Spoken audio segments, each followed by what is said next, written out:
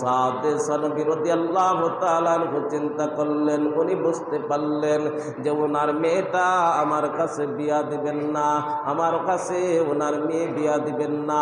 সাদে সানবী রাদিয়াল্লাহু তাআলা আনহু বুঝতে পারলেন, গেটের সামনে যাইয়া সাদে সানবী রাদিয়াল্লাহু তাআলা আনহু একটা কথা বললেন, আপনার মেয়ে আমার কাছে বিয়া দিলে দিবেন না দিলেন নাই। আল্লাহর নবী বলেছেন আমার জন্য জান্নাতের হুরগুলা অপেক্ষা করতেছে। সুবহানাল্লাহ। আপনার মেয়ে আমার কাছে বিয়া দিলে দিবেন না দিলেন নাই, কিন্তু আল্লাহর নবী বলেছেন জান্নাতের মধ্যে জান্নাতের হুরগুলা আমার জন্য অপেক্ষা করতেছি। এই কথা বলিয়া সাদে সানবী রাদিয়াল্লাহু তাআলা আনহু চলে যান। এই সাহাবী যখন আমর ইবনে আস রাদিয়াল্লাহু তাআলা আনহু যখন ঘরের ভিতরে গেছেন, আর এই সম্পূর্ণ কথা তার মেয়েটা ঘরের ভিতরে তাকিয়া তাকিয়া শুনেছেন। যাওয়ার পরে তার বাবাকে মেয়েটা ডাক দিয়া বলতেছেন, আব্বা, এই যে একটা ছেলে আসছিল, এই ছেলেটা আপনার সাথে কি বলেছে? তখন তার বাবা বলতেছে, এই ছেলেটা আসছিল, উনি বলতেছেন আখির জামানার পয়গম্বর পাঠাইছে তোমার বিয়ার প্রস্তাব দিয়ে দেওয়ার জন্য, তোমার বিয়ার প্রস্তাব নিয়ে আসছি। যে আপনি কি বলছেন? যে আমি তো কি বলবো, আমি তো ছেলের ধারণা, এই ছেলে সম্পর্কে তো আমার জানা আছে। এই সাদে সানবী রাদিয়াল্লাহু তাআলা আনহু এলাকার মধ্যে তার কোনো ঘর নাই, বাড়ি নাই, টাকা নাই, পয়সা নাই, চেহারা ছবি কোনো কিছুই নাই। আমি হইলাম মদিনার মধ্যে সবচাইতে ধনী, আর তুমি হইলা সবচাইতে সুন্দরী। তোমার মতন সুন্দরী মেয়েটা এবং কুসরি বিশ্রী ছেলের কাছে আমি কিভাবে তুলিয়া দিই? তখন মেয়েটা ডাক দিয়া বলতেছেন, আব্বা, ছেলেটা যাওয়ার পরে যে একটা কথা বলছেন সেই কথাটা আপনি লক্ষ্য করছেননি? তখন তার বাবা বলতেছেন যে কি কথাটা বলছে? তখন মেয়েটা বলছে, এই সাদে সানবী রাদিয়াল্লাহু তাআলা আনহু যখন চলিয়া যায় তখন বলছিল আপনার মেয়ে আপনার কাছে বিয়া দিলে দিবেন না দিলেন নাই। আল্লাহর নবী বলেছেন জান্নাতের মধ্যে হুরগুলো আমার জন্য অপেক্ষা করতেছে। আব্বা, আমি বুঝতে পারলাম আখির জামানার পয়গম্বর বিশ্ব নবী মুহাম্মদ রাসূলুল্লাহ সাল্লাল্লাহু আলাইহি ওয়াসাল্লাম যখন জান্নাতি বলেছেন, অবশ্যই এই ছেলেটা জান্নাতি হবে। আমি যদি তার স্ত্রী হইতে পারি, তাহলে আমার স্বামী যদি জান্নাতি হয়ে যায়, আমি তার হাত ধরিয়া ধরিয়া জান্নাতে চলে যাব। সুবহানাল্লাহ। আমি তার হাত ধরিয়া ধরিয়া জান্নাতে চলিয়া যাব। কোন স্বামী যদি জান্নাতি হয়ে যায় আর স্ত্রীর যদি গুনাহ থাকে, সেই স্বামীর হাত ধরিয়া ধরিয়া স্ত্রীরাও জান্নাতে চলে যাবে। আর স্ত্রী যদি জান্নাতি হয়ে যায়, স্বামীর যদি গুনাহ থাকে, আল্লাহ তাআলার পক্ষ থেকে গুনাহকে মাফ করিয়া এই স্ত্রীর হাত ধরিয়া স্বামীও জান্নাতে চলে যাবে। সুবহানাল্লাহ। স্বামীও জান্নাতে চলে যাবে। তখন মেয়েটা এই কথা যখন তার বাবার কাছে বলতেছে, তখন তার বাবা বলতেছে, তুমি তো ছেলে দেখো নাই, ছেলে তো কালো বিশ্রী চেহারা, এই ছেলে তো ঘর নাই, বাড়ি নাই, টাকা নাই, পয়সা নাই, তোমাকে যদি তার কাছে বিয়া দিই তাহলে ভরণ পোষণ করতে পারবে না, তোমার ভরণ পোষণ করতে পারবে না। আরেক দিক দিয়ে হইল তার চেহারা ছবি একেবারেই কালো, তার সৌন্দর্য লালত্ব তার চেহারার মধ্যে সৌন্দর্য নাই। এই জন্য আমি তাকে নাকচ করে দিয়েছি, প্রস্তাব আমি গ্রহণ করি নাই।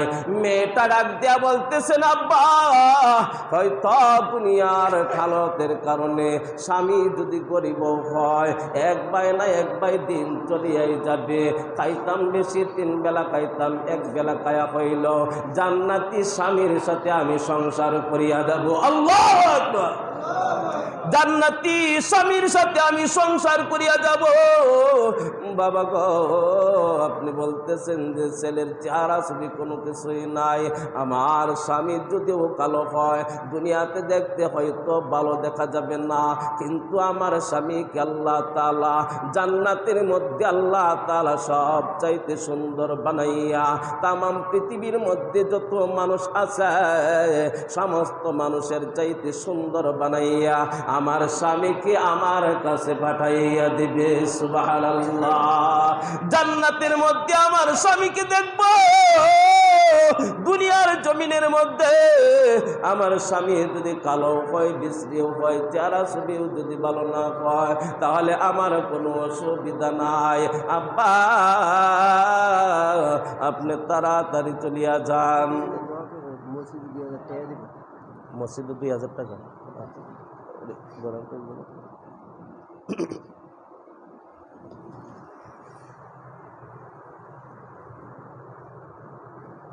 তখন মেয়েটা ডাক দেয়া বলতেছেন, আব্বা আপনি তাড়াতাড়ি আপনার বিপক্ষে আয়াত নাজিল হওয়ার পূর্বে আপনি নবীজির দরবারে যান।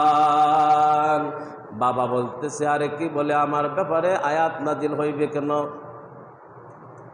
তখন মেয়েটা তার আব্বাকে বলতেছেন, আব্বা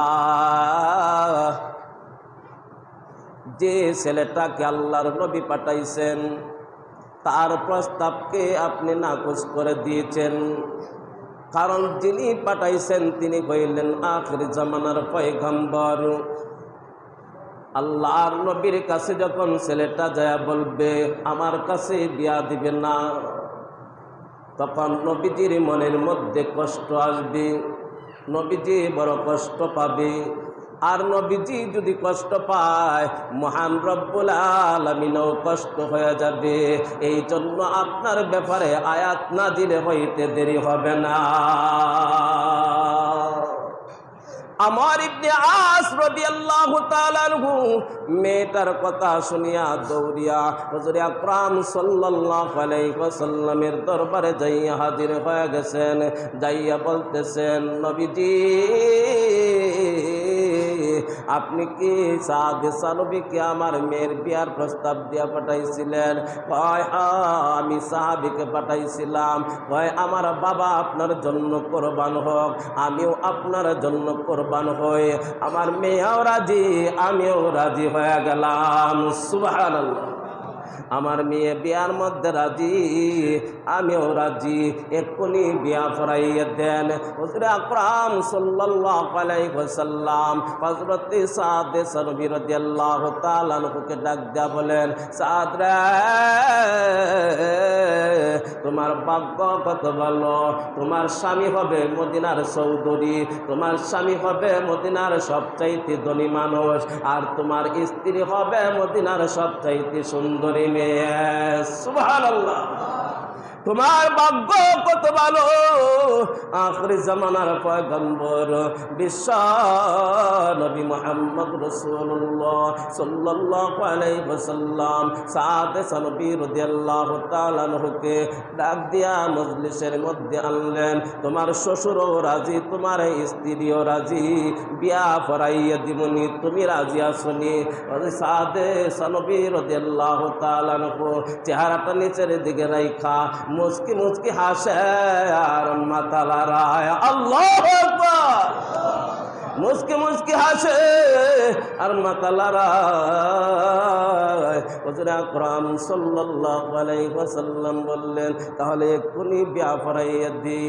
পড়াইলাম। তখন হুজুর পাক সাল্লাল্লাহু আলাইহি ওয়াসাল্লাম বললেন, বিয়া পড়াইলে তো দেন মোহর ধার্য করা লাগবে। করেন। হুজুর আকরাম সাল্লাল্লাহু আলাইহি ওয়াসাল্লাম 300 দিরহাম তার বিয়ার দেন মোহর ধার্য করেছে। হুজুর সাল্লাল্লাহু আলাইহি ওয়াসাল্লাম সাদ সানবী রাদিয়াল্লাহু তাআলা আনহুকে বললেন, 300 দিরহাম ধার্য করলাম, টাকা আসেনি? সাদ সানবী রাদিয়াল্লাহু তাআলা আনহু বলেন, হুজুর আমি তো আপনার দরবারেই থাকি, আপনার দরবারে খানা মিললে আমি খানা খাই, টাকা থাকবো দূরের কথা, 300 দিরহাম থাকবে দূরের কথা, আমার পকেটের মধ্যে 1 টাকাও নাই। টাকা নাই, বেটা বিয়া করবো। অথচ মদিনার সবচাইতে ধনী মানুষ, মদিনার সবচাইতে সুন্দরী মেয়ে, যার উপাধি হচ্ছে হুরে মদিনা, টাকা নাই বিয়া করবে।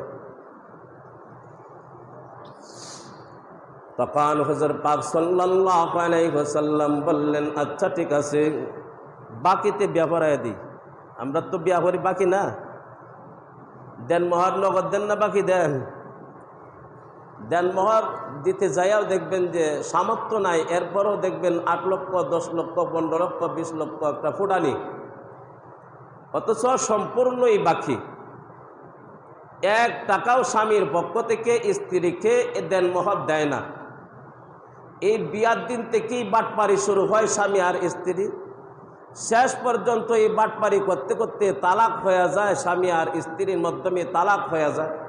যদিও তালাক না হয়, মরণের আগ পর্যন্ত এই যে একটা ঝগড়া বাজে থাকে, ঘরের ভিতরে যে একটা আগুন জ্বলছে, এই আগুন আর ঠান্ডা হয় না। কথা বলেন ঠিক কিনা? শুধু দেনমোহর না দেওয়ার কারণে। অথচ দেনমোহরের টাকা যদি